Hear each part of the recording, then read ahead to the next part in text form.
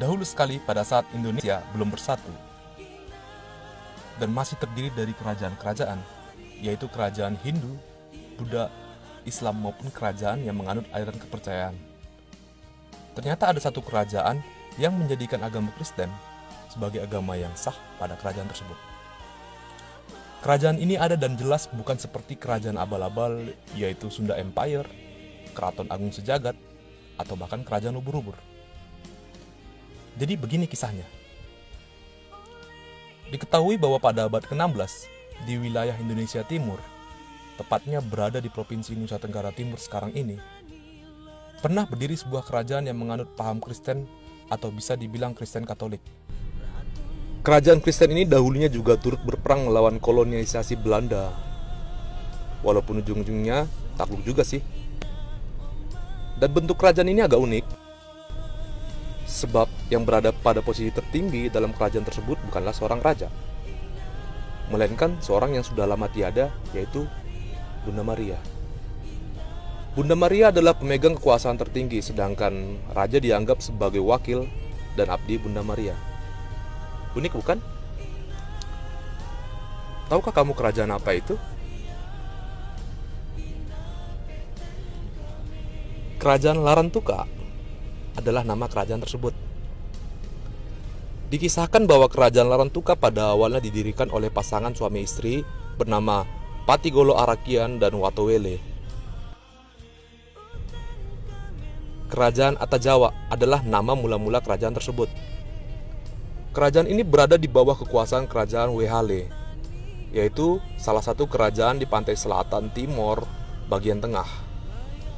Sebuah kerajaan pesisir yang kerap berhubungan dagang dengan bangsa lain, termasuk orang-orang dari Jawa pada awal abad ke-13. Patigolo Arakian merupakan anak dari seorang bangsawan kerajaan Wehale dengan wanita berdarah Jawa. Sedangkan Watowele merupakan seorang wanita dan tokoh keramat yang diyakini dilahirkan dari Gunung Ile Mandiri dan dihormati sebagai keturunan langsung dari gunung atau keturunan Ile, yaitu suku asli di Flores. Pada masa pemerintahan keturunan yang ketiga, yakni Raja Sirademon Pagumolang, kerajaan Atajawa memilih untuk memisahkan diri dari kerajaan Wehale, kemudian membentuk pemerintahan baru yang disebut Kerajaan Larantuka. Kerajaan Wehale memeluk agama Islam dan bersekutu dengan orang-orang Bugis untuk memerangi Portugis. Sedangkan Kerajaan Larantuka justru menjadi sekutu terbaik Portugis dan memeluk agama Katolik serta bersama-sama menghadapi Belanda. Kerajaan Majapahit juga pernah mengalami interaksi dengan Kerajaan Larantuka. Pada masa Kerajaan Majapahit melebarkan kekuasaannya ke bagian timur Nusantara. Kerajaan Larantuka menjadi salah satu daerah yang ditaklukkan.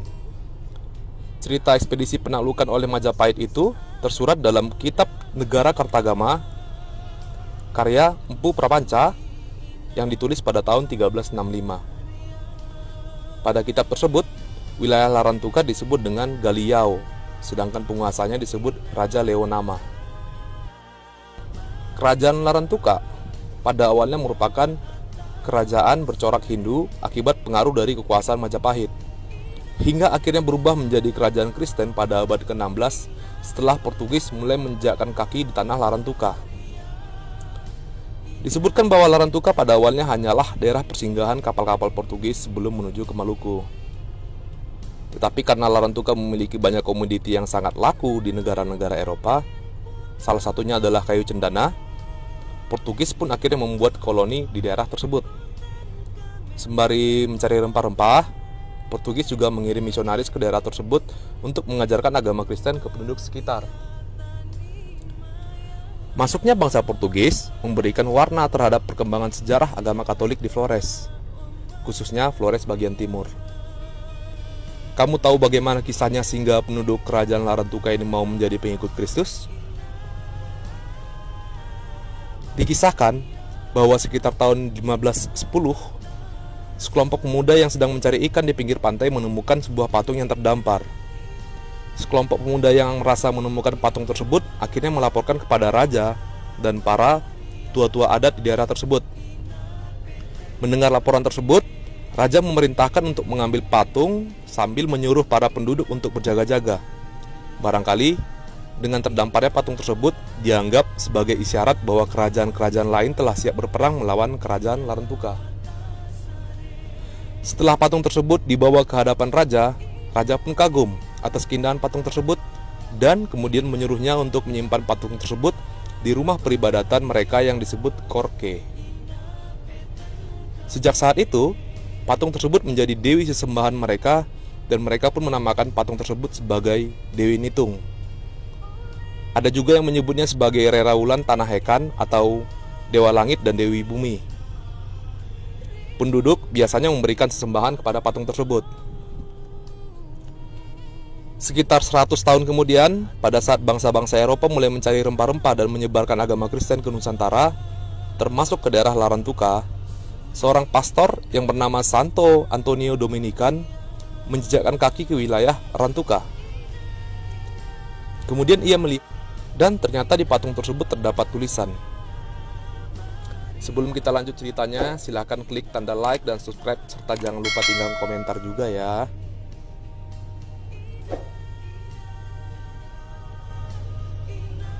Di patung tersebut terdapat tulisan Santa Maria Mater Dolorosa, yang artinya Santa Maria Bunda Berduka. Di kisah lain menyatakan bahwa ada seorang laki-laki bernama Risiona yang sedang mencari hewan laut di pinggir pantai. Di situ, dia bertemu dengan seorang gadis cantik. Kemudian ia mencoba menyapanya. Ketika ditanya nama serta dari mana datangnya, perempuan tersebut hanya menunduk lalu menulis 3 kata yang tak dipahami oleh Risiona di pasir pantai. Setelah itu, ketika mengangkat wajahnya, rupa wanita tersebut berubah menjadi patung kayu. Ketiga kata yang ditulis itu lalu dibuatkan pagar batu agar tidak terhapus air laut, kemudian diabadikan. Sedangkan patung setinggi 3 meter tersebut langsung diarak keliling kampung dan dibawa masuk ke Korke, rumah pemujaan milik penduduk Larantuka. 1 abad kemudian, pastor dari Ordo Dominican datang ke daerah itu, lalu diminta membaca 3 kata yang diabadikan tersebut, dan terbaca Rena Rosario Maria. Ketika melihat patungnya, pastor itu terharu dan berkata bahwa itulah Rena Rosari, yang dikenal juga sebagai patung Mater Dolorosa atau Bunda Kedukaan.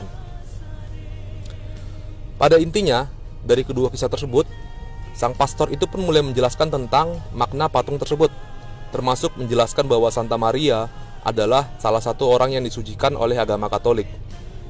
Pastor tersebut sambil menjelaskan tentang kisah Santa Maria, ia juga mengenalkan penduduk dengan ajaran-ajaran kekristenan.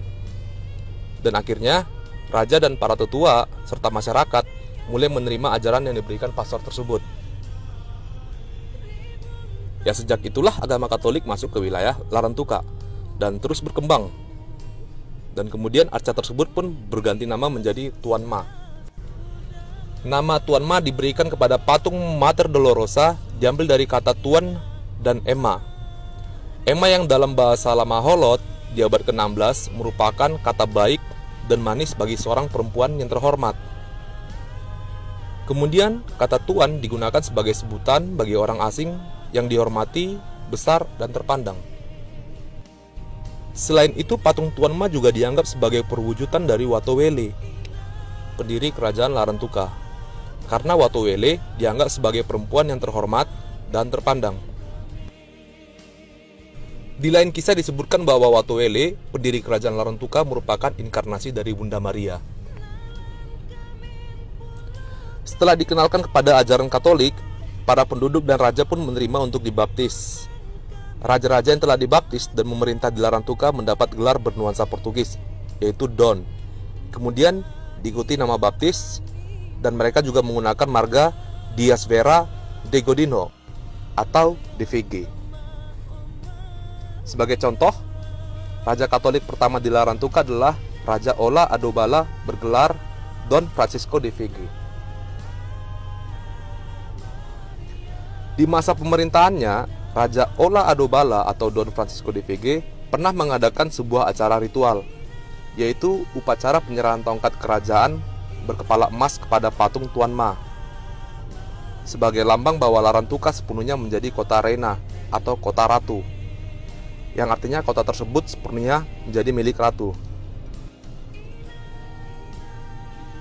Kemudian pada tanggal 8 September 1886, Raja Don Lorenzo Usineno II DVG atau Raja ke-10 Larantuka menobatkan Bunda Maria sebagai Ratu Kerajaan Larantuka, sehingga Larantuka sejak saat itu disebut sebagai Reina Rosari atau Ratu Rosari.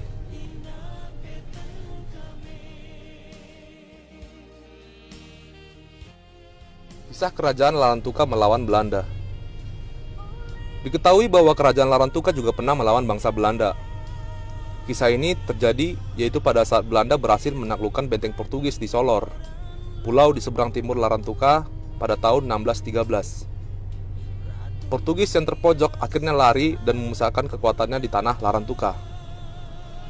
Di sini, Portugis didukung oleh Kerajaan Larantuka untuk menahan ekspansi dari Belanda. Puncaknya, pada tahun 1749 terjadilah Perang Penfrey, yaitu pasukan aliansi Portugis Larantuka menyerang benteng Belanda di Kupang dengan kekuatan sekitar 40.000 pasukan. Akibat dari hal tersebut, Belanda menjadi lemah dan hanya mampu bertahan jika ada bentrok kecil-kecilan antara pihak Belanda melawan pihak aliansi Larantuka Portugis.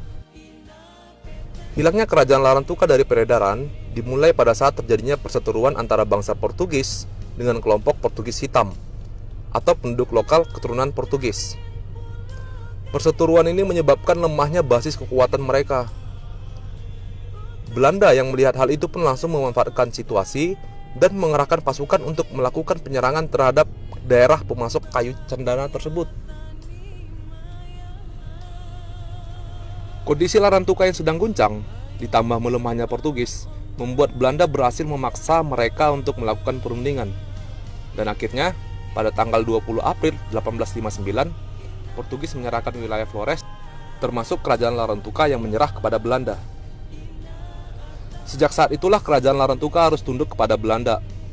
Kemudian, memasuki abad ke-20, pemerintahan kerajaan di Larantuka dihapuskan dan diperintah langsung oleh Gubernur Hindia Belanda.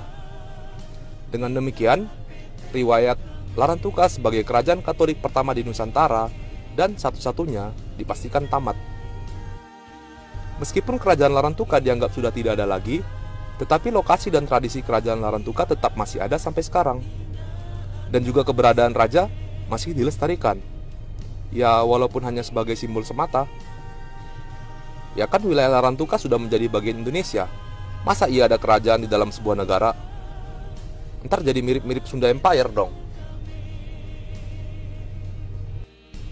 Demikian kisah tentang Kerajaan Larantuka, kerajaan Kristen pertama dan satu-satunya yang pernah berdiri di bumi Nusantara. Kerajaan Larantuka ini juga sepertinya tak pernah dibahas dalam mata pelajaran sejarah di sekolah ya. Gak apa-apa deh, yang penting kita sudah mengetahui dan kita juga patut berbangga dengan pernah hadirnya kerajaan Kristen di bumi Nusantara ini. Sekian dulu dari saya, Shalom, Tuhan Yesus berkati.